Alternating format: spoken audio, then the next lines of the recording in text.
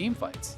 And I'm still remembering games where Bjergsen was able to take this Zilean to the late game, have 2 or 3 ultimates over the course of a drawn-out team fight. The man knows his way around this champion. It's always fun to see just how close him and his teammates can get to dying before he knows, okay, this is when we actually need the ultimate.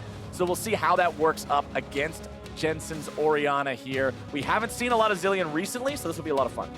Yeah, career for Bjergsen on Zilean, 24 games played, 79.2% win rate. It's pretty high. Almost a 10 KDA, 9.9. So he has a damn good Zilean. Jensen, though, he's on his career most played, I do believe, with the Orianna. This is a guy who is really reputed for being able to set up his own shockwaves, for being able to make those individual plays on Orianna. But this is a game where he's not even going to need to, where you have the Rakan, you have the J4, easy ball control and setup with that to engage the fights. And a lot of this, I think, you were right on the money when you're talking about the timing of Zilean ultimates, the timing of cooldowns. That is so critical because there is so much CC between the Rakan, between the J4, as well as this Ornn, that if you mistime your ultimate, if you wait too late, you can be CC'd up. Your teammates can go down in that burst very, very easily. And working on this bottom lane too, both top laners have the ability to call in long-range ultimates. The Gangplank, of course, being global. The junglers, both powerful level 3 gankers. Mid laners on champions that they've played so many times before. This game has all the elements I'm looking at to be a real awesome way to cap off this first week here of LCS Spring 2020. Plus, it's Doublelift and Core JJ, our most reputable bot lane, the one that everybody just always has on this tier above everyone else, playing Xayah Rakan. This isn't a Tahm Kench lane. A lot of people, I am one of those people, it's me, I'm people, does not like Tahm Kench. You are people, that's true. He makes everything slow. He pumps the brakes too much. There's not even a gas pedal in his car when You're he's not driving. in the Twitch chat spamming on bench with Kench? Yeah, I just take the out of it and put him right back on the bench.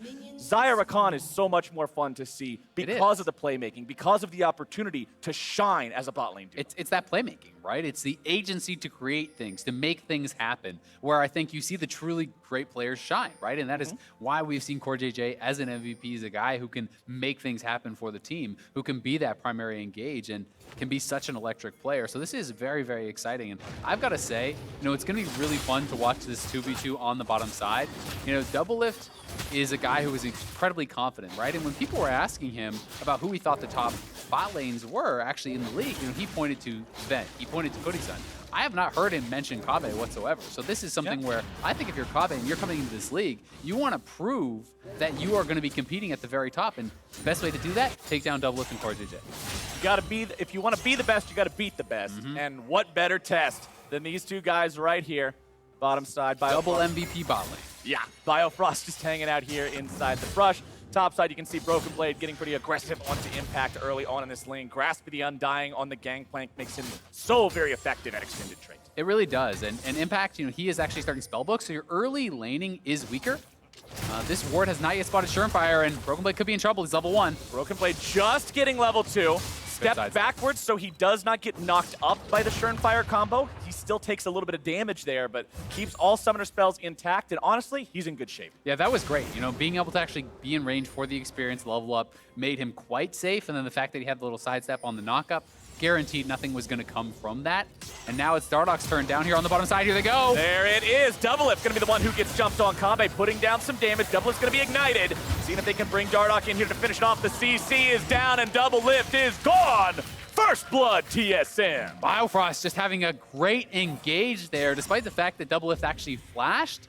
It seemed like the Zenith Blade had already connected, so he was able to actually follow after him, and heal plus Guardian, not enough to keep him safe there. I'm gonna watch this one more time. We'll see, was the flash right, just a little bit too late, I think. Yeah, so flash Zenith Blade. He does get the flash to respond, but once that Zenith Blade has connected, he will follow you through that summoner. And as soon as that happened, that was really gonna be it. Biofrost held onto his stun until Dardoch is in range, maximizing the damage there. Kobbe dropping the heal for the speed up to be able to get in range too, and it's a repeat gank. Dardoch's right back down here, but a TP is going to be coming in. It's going to be a bloodbath. Kobbe is going to be taking low. Doublelift as well. Doublelift is gone. Core JJ, half HP. Team Liquid looking to find some sort of return fire here. Dardoch very nicely timed on the rappel. Has to be careful though. Looking to smite the crab, flashing away, staying alive. And TSM, 2 kills. Doublelift, 2 dead.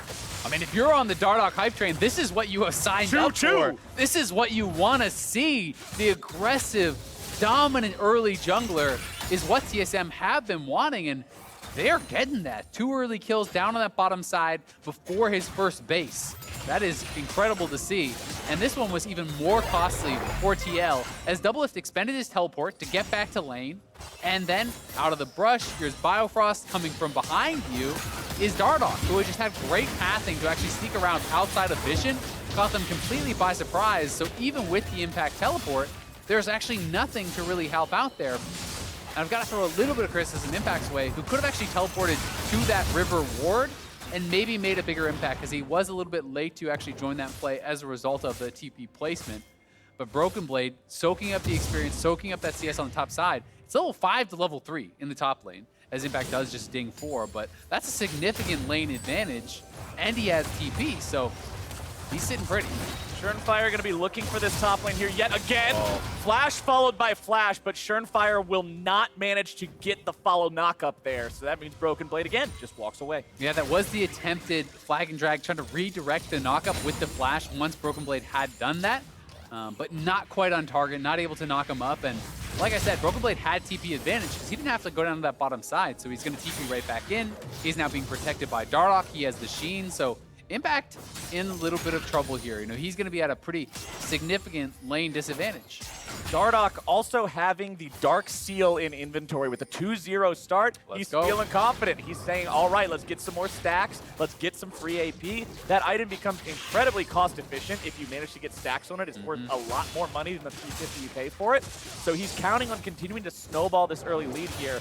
Schernfire just continuing to farm up now, has only invested into the top side so far, did manage to get a summoner spell, but nothing more, and that's why TSM is up to a 1,000 gold lead here early on mid lane. The farm is even, bottom side, the farm's pretty much even. You can see 3 Dorian's Blades on Kobbe for this misfortune, something that sort of became popular here again within the recent months. 80 carries stacking a few of those, makes you very powerful. Yeah, it makes you very powerful in lane. You know, it is kind of the MF Classic. This is one of the champions that people love this build most on. It's not just about, you know, the added damage. It's about how damn tanky you get, because there's a lot of health when you start stacking up these orange blades, and it becomes, you know, very difficult to actually just hard engage and burst down MF, even though she doesn't have a move block kind of dashed out of there or anything. You have a tremendous amount of lifesteal to stay healthy. It's just really investing heavily into this laning phase, and we'll see if Schernfire wants to try to steal this. He can blast cone in for the potential smite.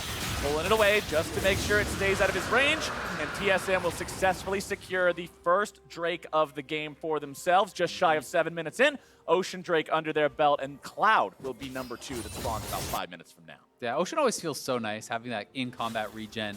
You know, it is something that I think, you know, that affects the top lane most if you're going to be playing this isolated lane, and you are a tank, right? You're relatively low consistent damage when you are impact on this Ornn, so all of a sudden having that additional HP that you have to work through because of that Ocean Dragon makes it really hard to ever threaten a kill onto the GP. Bjergsen will just keep farming up here in the mid lane on the Zilean, not looking to get too violent with his lane opponent early on, happy to just let this one scale towards the late game, when he'll have the ability to keep everyone revived constantly. The ultimate on Zilean, such a dangerously low cooldown later on in the game, especially if they do manage to get the Cloud Drake here that spawns next. Yeah. That only is going to make it more of a nightmare for Team Liquid to find these picks. And you've got to know TSM is going to have the TP advantage, right? They have that TP in their mid lane. Yes, Doublelift can have a TP to answer a side lane, but you don't want your AD carry just sitting in the side lane, you know, farming it out against the Zilean. Whereas Jensen had to take the cleanse because he's up against the Elise, and if you do not take cleanse, it's such an easy setup for Zilean. You slow him down, double bomb into Cocoon, you're probably just dead. So Jensen feeling he needed that phase rush cleanse is going to be down teleport as a result. Top side, TSM has rotated their bottom lane here into the top lane instead. And one thing I do want to point out, I want to give praise to Team Liquid. We've been praising TSM a lot for this early game, as we should, because they played it well. But look at the bottom lane CS. Despite the fact that he's the only one who's died in this game, Doublelift was up almost 20 farm before TSM rotated top to catch that wave. He is doing a great job at not letting that bad early game affect him. Yeah, and one of the things that we haven't touched on yet is, despite the fact they got a lot of work down on the bottom side, none of that gold actually really went heavily into Kobbe's pockets, right? He has 2 assists. That's not a big deal as far as the gold injection goes. It's really helped Dardoch out more, who is going to be the one who can hopefully snowball the game for TSM. And Doublelift, he's just working straight towards Essence Reaver. He could actually be going a different direction here as he has that dagger, but I am going to guess he's still just going to rush straight towards that Essence Reaver. And Tabe, his first item is going to be quite delayed because he invested into the triple Dorms. Biofrost just continuing to walk forward, always threaten the possibility of that engage. The strength of Leona, so powerful right now in the current state of the game, as we're going to see TSM start up the Rift Herald, managing to get their bottom lane into the top side, have everybody around here. It's a 5-man take, getting one out of the books, Clutch Gaming from last year, just making sure the whole team's ready to go. Eyeball needs one more hit to make sure they secure that one, and there you go. Dardoch will pick it up. CoreJJ looking for the opportunity here. It's Impact looking to find the ulti. Dardoch has already flashed away. CoreJJ can't get in range in time. Bjergsen tossing a couple bombs over the wall. Bjergsen just decides, all right, we're not going to risk anything here. Flashes over the wall to get out of the pit. Yeah, so it does cost them a couple summoners, and we'll see how much gold they're going to be able to cash in with that Rift Herald. If they could take a turret, that would be incredible. All of the turrets are full health, though, for TL, essentially. No place has actually been knocked down, so it is unlikely, but should be some more gold in their pockets. And Dardoch has this early completed jungle item. He's going to be out on the map looking to get something done here. Yeah, 4 minutes into this game, TL had a 1,000.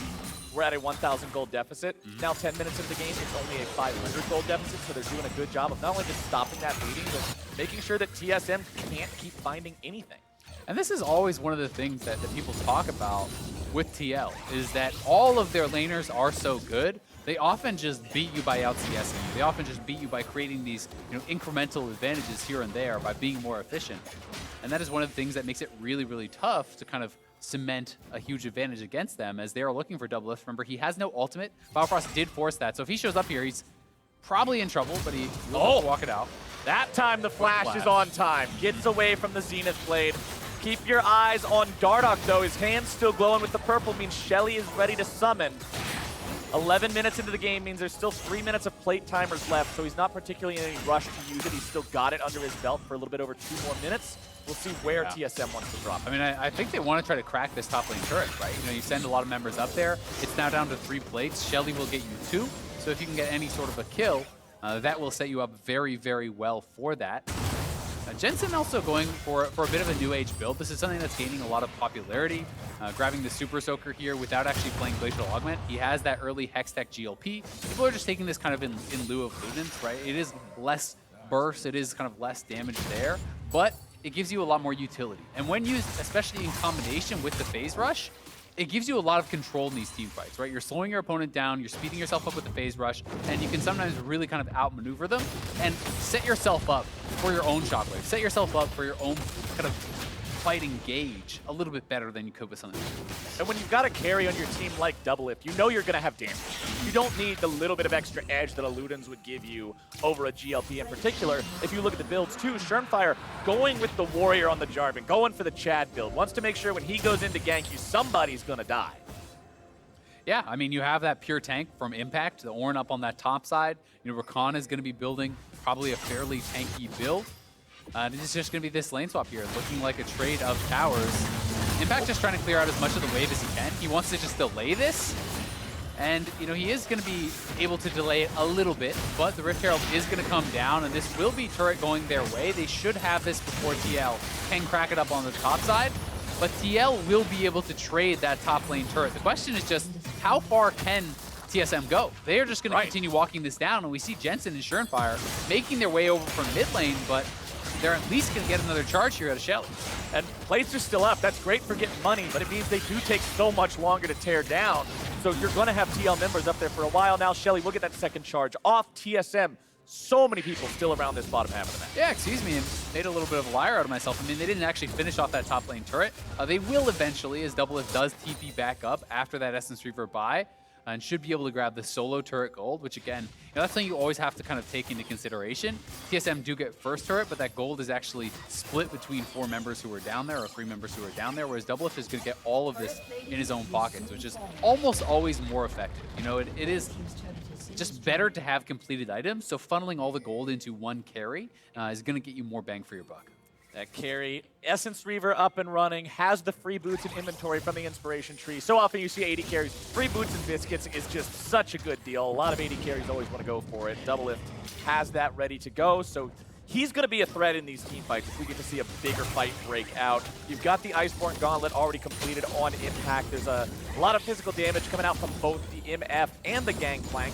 And one thing that's also nice that I want to point out, because on the first day we saw some shenanigans happening where Ornn was in the game and his teammates wouldn't buy the stuff he could upgrade. That is a problem when you're playing with a champion like Senna who wants to buy other types of items. But when you've got a traditional marksman on your team and they get an Infinity Edge, it's just so easy. Upgrade that, upgrade the items for the mid laner as well, and have those upgrades on the carries where they really need to be. Yeah, and I want to see, how quickly these guys are actually going to rush towards those items, because we have seen Ornn come out, notably from CLG, where the carries didn't actually then have Ornn upgradable items, right? So you weren't able to get that value. I am assuming that Doublelift will probably just go towards an IE second, which is going to be that first upgrade, and then you could look for something like a Death Cap on Jensen. Biofrost, he's charmed up, he's bursted down. Jensen catching him out and making sure Team Liquid gets a kill. There's that play, right? He sets himself up with that Hextech GLP, slowing him down to guarantee the Shockwave will land. Biofrost had no flash, so Jensen's just kind of alley-ooping to himself on that one and is able to grab a kill for himself. Very well done. Broken Blade continuing to just maintain control on this side lane, though. A Gangplank with a completed Trinity Force isn't too worried about anything Ornn's going to do to him, so he'll be comfortably hanging out here until somebody else from Team Liquid has to come down to stop him. Catalyst of Aeons up on Impact will provide a little bit more sustainability. Jensen will just continue shoving up mid lane here as well. Next Drake is spawning in 90 seconds. We are at the point of the game now where the Rift has been burned away by the Infernal Dragon, so that means those are all we're going to see from here on out. Both teams would love to grab that soul, but it is TSM who are already 2 of those 4 on the way. Yep, and TL probably going to have to make their stand at the next one, right? We talked about that in the previous game. That is generally the mark at which teams are no longer comfortable seeding those dragons, because if you let your opponents get the 3, 1 pick, 1 miss smite, 1 anything really, and they have soul for the rest of the game, right? And a lot of people feel that is generally lights out.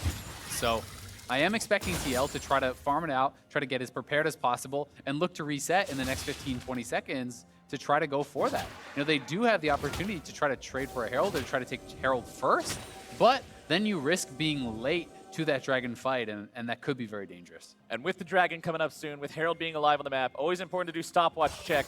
Both supports have it, and Dardoch has it. So there is some aggro drop potential in these fights if you initiate onto the wrong person. Remember, if you're TL, you've also got to be extra respectful because of the fact that Bjergsen can always punish going too hard after one guy and not having sufficient follow-up for when the ulti is used. So that's one thing I'll be keeping track of a lot during this game. Break in 20 seconds. I mean, positioning for Kabe is so incredibly important, right? We really have to see him step up and play well, because if you misposition it at all, you are going to get engaged on by the Rakan, by the Ornn, and they kind of need to get a lot of damage from him out in the fight. They need him to have a really nice channeled MF ulti, which requires great positioning. Impact gets himself CC'd, but yes, buffers the dash away so well. Bjergsen's going to be caught out there only by the GLP. CoreJJ can't get in there with the quickness. Bjergsen doesn't even have to use the ulti. And with Rakan ult being such a powerful teamfight tool, TL is hesitant to take this fight and seem to be willing to concede it. Yeah, they're just going to give it up. I think they don't think that they can win a fight without that Rakan engaged, and they very well may be right. So they kind of took their swing. It was at Bjergsen. Bjergsen just sped out of there. So now TL is going to try to trade for a Rift Herald. That is where they are setting up, but I don't think they can really do this either, and they may be getting caught out. Oh, Solar Flare finding its way onto a couple of people. Only going to grab the slow, though. Impact with the counterattack. There's your stasis for Biofrost. We're going to buy a little bit more time.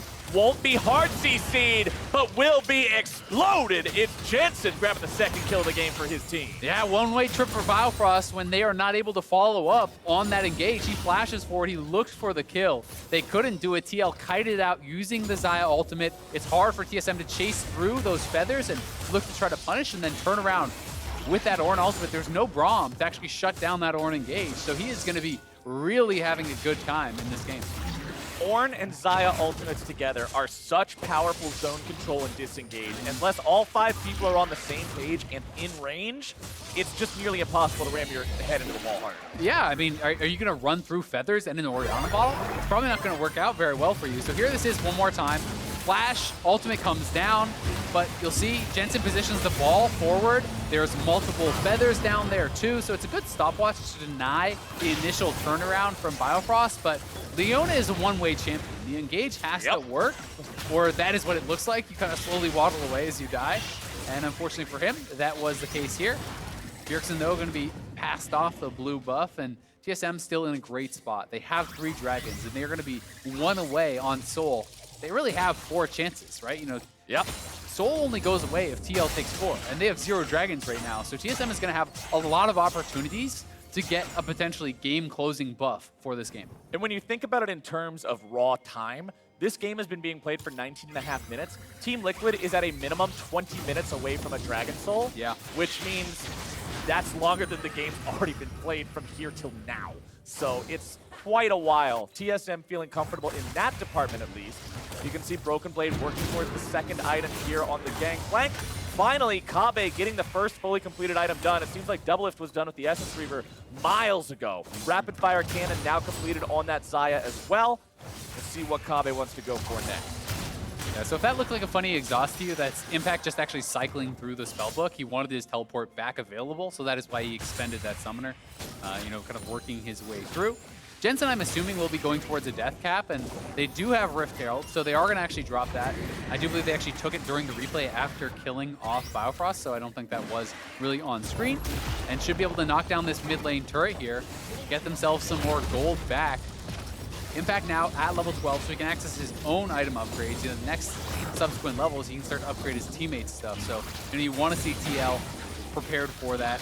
With Doublelift not going for the IE second, you want to see Death Cap probably coming out next for Jensen, so you can look to upgrade that. And I love the Abyssal Mask upgrade for Ornn. The Ornn items are not all created equally. Some of them give better upgrades than others, and the Abyssal Mask is top tier in terms of the upgrade it provides. Over 1,800 gold in added value to the item. That's absurd. I don't know how that one is so much higher than all the other ones, but upgrading Abyssal Mask is pretty much a priority for Ornn. Yeah, I mean, that's crazy when you think about that. You know, with the combination, depending on how heavily you're going to value the mana, Iceborne isn't as good there, you know, as far as the stat efficiency. But even just with those two, you know, you're still getting like a good 2,500 plus gold worth of value. Sunfire and Abyssal are the 2 best by a lot as far as the item efficiency when you are getting those upgrades as far as the ones Ornn would want to get. But Sunfire also doesn't have the mana part to it that you have to kind of put a little asterisk over and say, it's not really a combat stat. Yeah, and I mean, when you have an Abyssal already, probably not having too many mana problems on the Ornn, but it is Death Cap second for Jensen, so you love to see that. At 13, that can be upgraded, get the additional AP there. And that is kind of just a hidden value, right? So while the scoreboard will tell you gold is basically dead even, when you're adding a good 2,500 gold from the Ornn items onto Impact, and you get another level, you add another 1,000 or so for the Death Cap, that starts to become, you know, a little bit of a lie. 750 health and 100 magic resist in a single item slot. It's literally a Giant's Belt and a Negatron. You get extra when you upgrade that item. Absolutely crazy. Absolutely crazy. But that's a really good sign here for Team Liquid, who are ready to fight for another Drake. Biofrost going to lose a little bit of HP, but not too worried here just yet. TSM are 200 gold ahead of their opponents and would love to get a 22-minute Infernal Soul right here. And basically every single summoner is available. Biofrost missing Flash, but everyone else has everything ready to go. This is going to be an explosive fight. There it comes. The Ornn Horn is sounded. Broken Blade going to be the target there at the start. Dardoch going into the repel. Bjergsen throwing down some bombs, keeping Team Liquid at bay, and the Infernal Drake is started up. This could be a moment where Schernfire has to be a hero here for his team. TSM with control over the Drake for now. Gangplank ultimate going to be used, zoning everybody away. Biofrost going to be zoning too. Dardoch has to split away from the Drake. It's going to be taken very, very low. Bjergsen's going to be shut down. Team Liquid able to find themselves a fight here so far. Dardoch getting out of the way with the repel, seeing if there's anything else he's able to do. Kabe's able to burst him low. Schernfire's going to be taken very low, not quite able to grab it, but Team Liquid, thanks to Jensen, will get that Drake. Still 4 alive on the side of TSM. They have only lost their mid laner. Kabe's thrown up into the air. CoreJJ says Bjerg won't die alone as Biofrost and Broken Blade try to disengage. It's a 2 for 2, and critically, it's Team Liquid who prevent the soul. That was so close. Schernfire had to smite for health. He was gonna actually die there, and he wasn't, you know, able to actually save his smite to secure this. So TSM decide to try to rush this down. But the patience actually gets, reset. The dragon leashes, and you see CoreJJ up engaging from the top side of your screen. Kave gets a very good ultimate off, and we see that Doublelift gets absolutely burst down by Kave plus Broken Blade. Then the shockwave coming through, nice repel from Dardoch. A lot of that damage is being avoided, but here's this critical part of the fight. Kave actually flashes forward to try to burst down Schernfire and secure them the dragon. He smites for health, but Jensen has just enough damage to actually finish it off before Dardoch can come through and smite that. So that was incredibly close. And had it been managed just a tiny little bit better, maybe the dragon doesn't reset and they can finish. Maybe they're able to actually have Dardoch in position to finish that off with a smite. But the narrowest of margins, getting TL that dragon and keeping the soul out of TSM's hands. And before I hear some Bronze 2 analysis from the Twitch chat, I want to point out that Bjergsen didn't forget to use his ult there. Bjergsen was chain CC'd, exactly as you mentioned earlier on in the game, from 100 to 0. There was never the opportunity to press R. You could be pressing it the entire time, it's not going off. And that was what enabled them to just take control of that fight enough to wrest control of that Drake away. And it's such a big engage from CoreJJ, right? He was able to actually find that angle from the top side of the fight. Broken Blade had already used his ulti to try to zone out Jensen and Doublelift. And to be fair to TSM, they had a great first punch of their own, taking down Doublelift almost immediately. But Jensen was able to avoid so much of the damage and was so big throughout that fight. He is now sitting 4-0 with the upgraded death cap. He is very far ahead of the curve, a couple thousand gold ahead of Bjergsen, his lane opponent, and he's going to have a mighty amount of AP with that Rabadon's Death Crown. So the Death Crown itself gives 175. Dardoch's in a really bad spot right now. He'll look to repel away, but in the time it takes the shockwave to animate, Doublelift blows him up. And Team Liquid are now in a spot where they're wanting to push down the mid lane. We'll see if TSM can manage to defend this tier 2. The Demolish not able to be procced there, as Team Liquid will hang back here a little bit further, but it was a nice pick from TL. Yeah, it really was. And Broken Blade quietly also getting very, very strong here. He is going for this really powerful late game build, working towards what is very likely the IE as his third item, and he's already on 40% CDR. It's a very AD heavy build, which can allow you to take over a fight with one really good barrel, right? And we saw just how much damage he actually got down on Jensen in that mid lane, with one barrel himself there. So there are lots of ways for TSM to come back into this and win the subsequent fights. You land one big barrel chain with Biofrost having an ultimate layered on top of that, GP ult gets dropped, that person could just be dead. And the Leona engage itself becomes much more dangerous as you get a lot of AP onto the Zillion, because that can be a Leona diving in with that bomb on top of her head that is going to deal 400 plus damage to your opponents.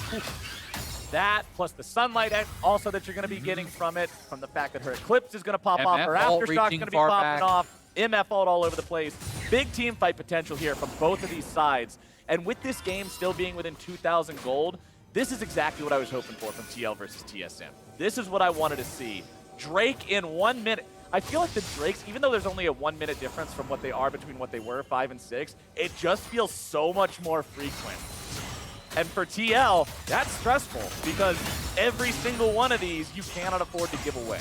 Yeah, I also got to say there's got to be a little bit of stress being induced on the TSM side here too, because they put a lot of time into the early game and securing these dragons and done such a great job of that. That last one is going to be, riding on you a little bit, feeling you probably got a little bit unlucky to not actually get it, that it goes over to, an Orianna queue or whatever. So TSM really going to be wanting to secure this next dragon because the scaling is very, very strong on TL. Their engage is incredibly reliable, and the Ornn upgrades are all coming through, right? You see all of these Ornn upgrades across the table now. Molten Edge is there, the Rabadon's Death Crown, the Black Cleaver is ready to be upgraded on the next level too. So TL is becoming very, very strong. Broken Blade will try to continue to have a little bit of poke here with those barrels. TL are the ones with control over the bottom side of the river. They'll be the ones to rotate down there first. Impact going to be taking some damage. Biofrost going in on him, but it's Bio who's now going to be mindful of where his health bar lies. He's taken down to about 1/3. Broken Blade. That's a pretty important chunk going through. Biofrost flashing away from the second part of the Ornn ulti, and with that, TL wins the fight hard enough to take the Drake. Yeah, it's going to be their dragon. Biofrost has to flash out, which means his effectiveness in the next fight is going to be a lot lower. Broken Blade got very low there too. it wasn't engaged, you know, that kind of was a lot of the damage going into Impact, and Impact got relatively low, but this guy is very, very tanky on the Ornn at this point in the game, working towards what looks like a Warmog, so he can just walk forward, soak up a lot of the poke, and just kind of shrug it off. And when we were talking earlier about the Ornn item efficiency, the average bonus of an Ornn item is around 1,000 gold. So when you look at the fact that this game is 2,500 apart, but then you look at the fact that you've got 1, 2, 3, 4, 5 items, that's 5,000 more gold. It feels more like a 7,000 gold deficit for TSM, and that's why these fights look like that one just did. Yeah, and it is very scary, right? Because the individual dragons are worth so much less than they used to be. You know, previously, you got 10% AD AP as Dardoch. He repels up in time to avoid the knockup. We'll look at Core on the side. Core JJ looking for the opportunity to go for the quickness here. Fires off that vision plant. The Scryer will see where TSM is escaping to. Team Liquid, they took some damage to their own health bars, so they don't want to chase this down super hard. But TSM, got to be careful. They just want mid lane control. So that is why we have Jensen and Core JJ standing in between their opponents, and Doublelift is charging down mid lane. So TSM are going to lose their 2-2 mid, maybe even more. That's why we're seeing a teleport back to the base here, as Bjergsen wanted to try to defend, even more damage going their way. But, you know, to step back to that Infernal point really quickly, in last season, it was 10% AD AP for one Infernal. Now it's 4, right? So the individual dragons aren't doing much for TSM unless they actually complete that 4 dragon soul and grab themselves the Infernal buff, which is really, really powerful. But until they get that, well, it doesn't really mean that much. Well, Baron's alive, Drake is not. That's going to be the state of the game here for the next 3 minutes. So you can see the teams focusing their efforts on this northern half of Summoner's Rift. Doublelift will be forced to flash away, because you know if you manage to get hit by that slow, the Super Soaker's following up, the rest of Team Liquid's following up, and you're dead. Yeah, I mean, he got tagged by the Super Soaker slows. You know that, you know, more damage is going to be coming through. If you repel there's nothing to repel to, so you just die. So Hextech GLP used very well, forces a flash off Dardoch. That is now no flash on your support, no flash on your jungler, and it's a tough position. They're just going to start this up. They know that Broken Blade was down on the bottom side. They at least want Broken Blade's teleport, but I think they just have Baron. It's gone. They know Broken Blade's bottom. They know Dardoch's back in the base. He's pretty scared of going out anywhere when you don't have the flash like that. Very nice take on that there coming out from CL. 3,500 gold ahead of TSM. The bottom side turret will fall. Broken Blade will at least take that tier 2. But TSM now have to deal with a TL that's wearing purple. Yeah, the gold lead is going to extend, and you know, bad news gets worse when you realize the Baron buff should still be active right when the dragon spawns. So if a fight were to break out right around that, or even the posturing for vision for this next Infernal, that gets dangerous, right? And while one Infernal isn't the biggest of deals, it's only that 4% AD/AP, if TL grabs a third, they're now getting a lot of bonus damage. And you can see Broken Blade stacking cloaks. So you got cloak on cloak on cloak. He's sitting at 100% crit. So this is why it was nerfed. This is cross your fingers for the barrel on the carries, right? You're hoping to land a big crit there, drop the ultimate for the true damage in that center with the upgrade from your Galleons, and be able to have enough damage to just knock someone out of a fight and win a fight off that. And we'll see if Broken Blade can pull it off. They're going to need something like that. The game has felt like it's just slowly but steadily creeping more into Team Liquid's favor as we've moved on.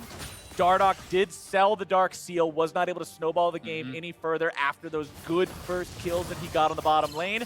And TL will now push up into the bottom side. They'll take down that next tier 2 turret. Only one left standing for the side of TSM, and that's in top lane. 64 seconds until Infernal spawn. TL has just played such a stable game, right? Dardoch had 2 kills at what? 4 minutes, 5 minutes, something like that. Has not been able to actually, get anything more with this. And now you have this Warmog Ornn just going to be chilling here, buffing up these minions. You can hit him as much as you want. If you can't kill him off, he's just going to heal right back up, and he's got 4,000 health, so good luck. There's your barrel, by the way. That was one barrel hitting Doublelift with the cloak build, making sure that he's very respectful of the damage coming out from TSM. Yeah, I mean, that's the combo, because you have that bonus damage on the center of your ultimate with that true damage. With Death's Daughter, I do believe that upgrade is called. And if you actually land the barrel, you drop the ult right on their head, that is most of someone's health, right? So any follow-up on top of that can just be a kill, and that's what Broken Blade is looking for, because he feels these fights going more and more in TL's favor, and they know they need an X Factor. They need a great engage from Biofrost or an incredible ultimate from Kobbe. It's got to be something, and someone from TSM needs to step up and make it happen, or this is going to be TL's game.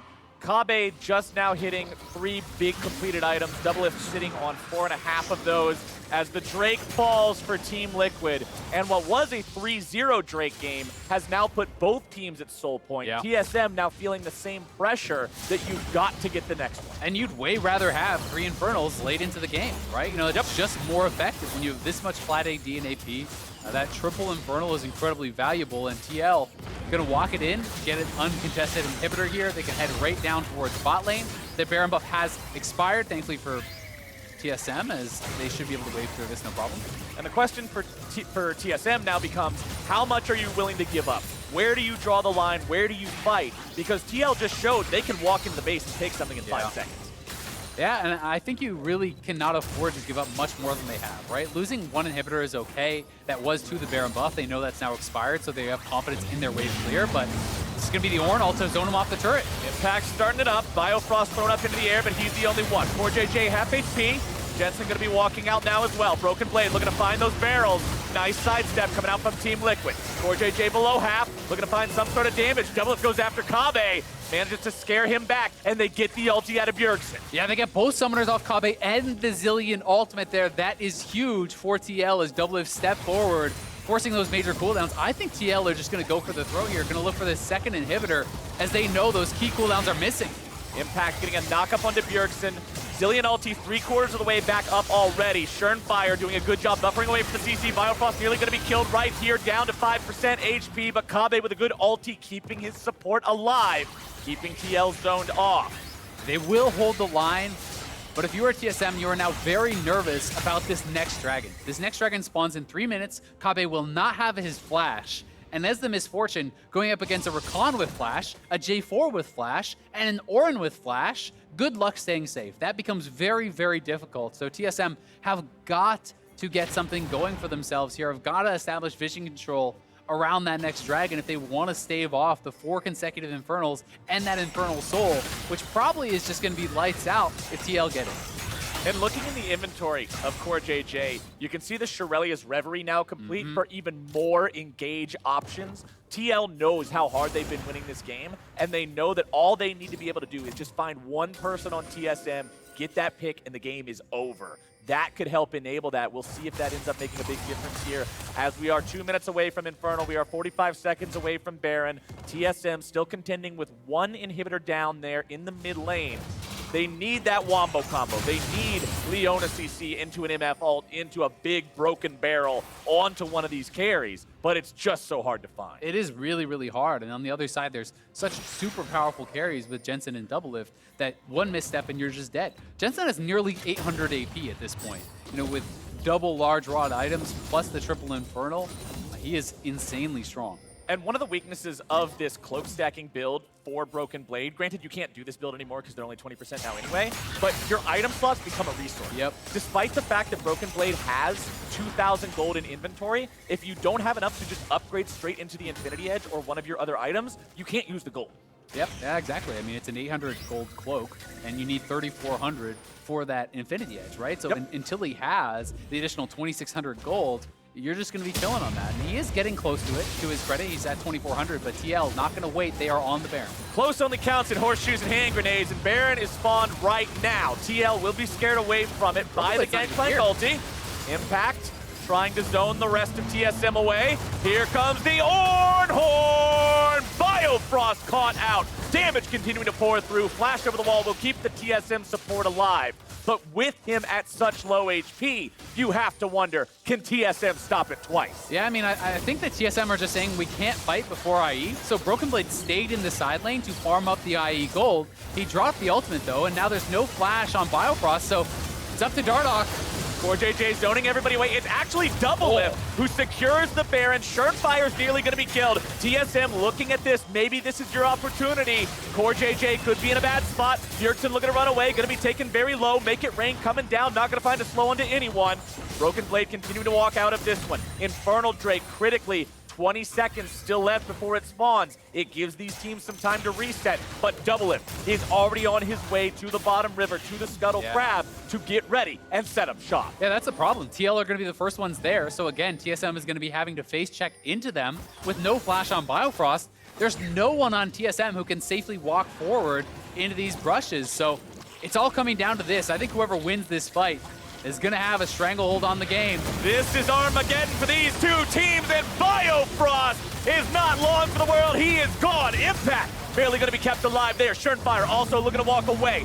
Dardoch, just a sliver of HP remaining. Impact's got the CC. Team Liquid's got the fight. Broken Blade with a nice flash away, but Devilus goes on a killing spree. He'll get Bjergsen. Jensen grabs Dardoch, and with 4 dead on TSM, that has got to be the fight that wins TL this game. Yeah, that's going to do it. They're not even going to grab the soul. They're just running it down mid lane with the Baron buff, knock down this inhib, and look for the end. Broken Blade is either going to be the greatest 1v4 gangplank we've seen in years, or this is a Team Liquid win right here. Schernfire on the front line, the rest of the team right behind him. Broken Blade and Biofrost, nothing they can do, and Team Liquid will get that win. Slow and steady was the key here for TL today. TSM had a great early game, got 3 early dragons, was able to get multiple kills down on that bottom side, but they could never get more. They could never extend the advantage, and TL always felt like, you know, they were kind of better prepared around those later dragon fights. But you've got to think, if you're TSM, you've got to be so frustrated with that early Infernal Dragon that actually got taken by Jensen. You know, that was the one where